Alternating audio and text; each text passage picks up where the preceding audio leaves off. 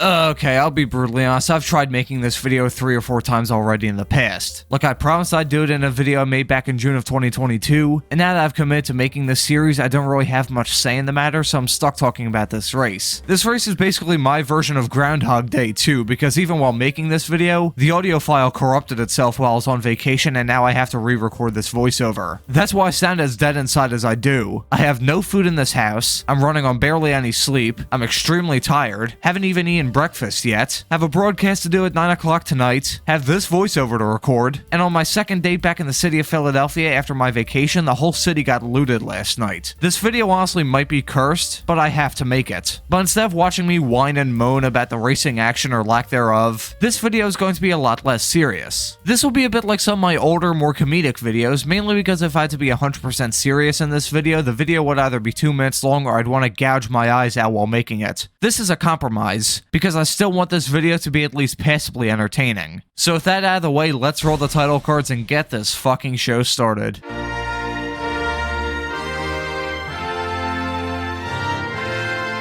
The fourth round of the 2003 Champ Car season took place in the land of bad food and constant drizzle, Pittsburgh, Pennsylvania. Hey, you're in the UK, you dumbass. Wait, what? Yeah, look at the screen, you four-eyed queer. It says you're in the UK. Oh, fuck, you're right, man. Alright, let me try that one again.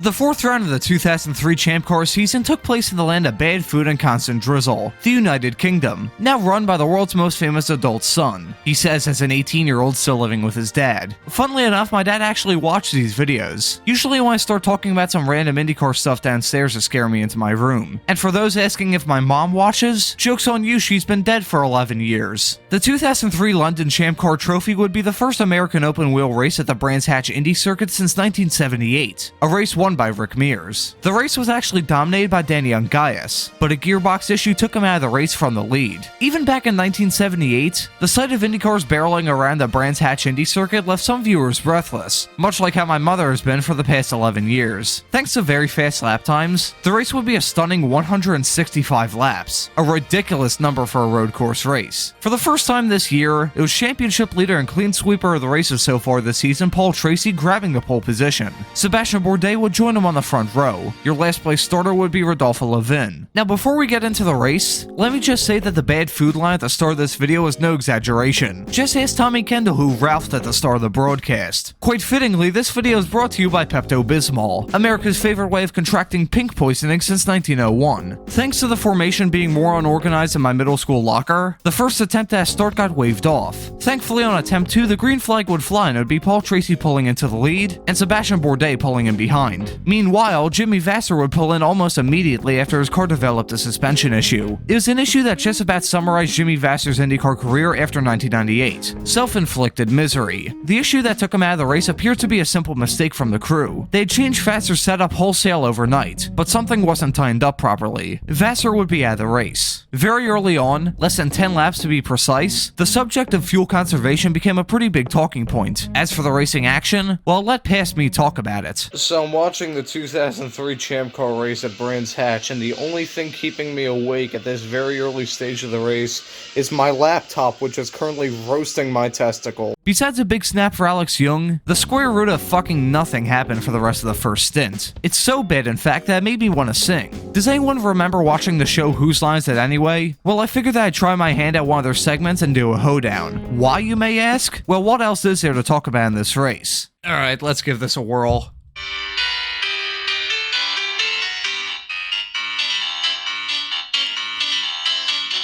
Man, let me tell you something, Champ Car makes me wanna die. The boring racing action makes me really wanna cry. But I can find some action that has come to pass. I just took a Clorox bleach jab up into my ass. That actually turned out a lot better than I was expecting it to. The pit stop started around lap 50, with Alex Tagliani being the first to pull in. During the pit stops, Darren Manning went off in turn 1 but kept it rolling. A fortunate break for leader Paul Tracy, who had pitched shortly after. I'd show you the pit stop, but the smooth brains at CBS decided they want to show a replay of Darren Manning going off rather than the leader of the race pitting. I can't make this shit up anymore. Bourdais came into the pits 1 lap later, and pulled off a fantastic overcut to get ahead of Tracy. After the pit cycle was done, things got boring again, and the broadcast got sidetracked. They showed a comparison comparison of Formula 1 cars and Champ cars. Then I got the great idea to compare the Speed Channel coverage to the CBS coverage. I mean, they are similar. They have the same frustrating issues that take the luster off the fantastic on-air talent. But right as I was about to make my own graphic explaining this a bit more, the first yellow would come out for Alex Young crashing in turn 2. They never showed a replay of the crash, and were a gnat stick away from missing the ensuing restart. I will send the bill for the emotional damage these broadcasts have done so far this series in writing. Address the 2003 commercial break lane, Sidetrack City, Republic of Too Many Interviews area. There were some interesting things from the restart, like Darren Manning nearly giving a few cars some involuntary prostate exams, shortly followed by Michel Jourdain Jr. gesticulating his arms like a pissed-off orangutan to Thiago Montero. After the next round of pit stops, Paul Tracy's quest for 4 wins in a row ended in spectacular fashion after his Ford engine detonated itself going down the not-so-straight straightaway. Ford, found on road dead. Around this stage of the race, it was actually Alex Tagliani in the lead.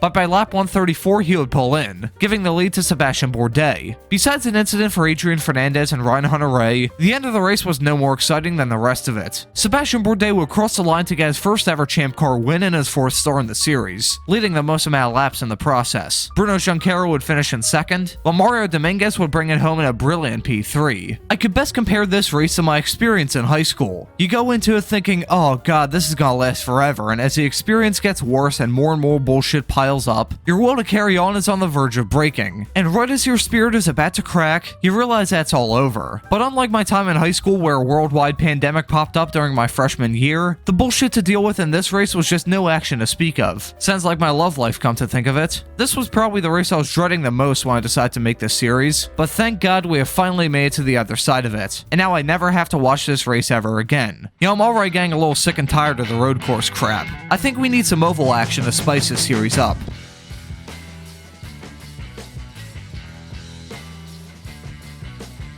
Up next, the Champ Cars fight in the land of pretzels and beer.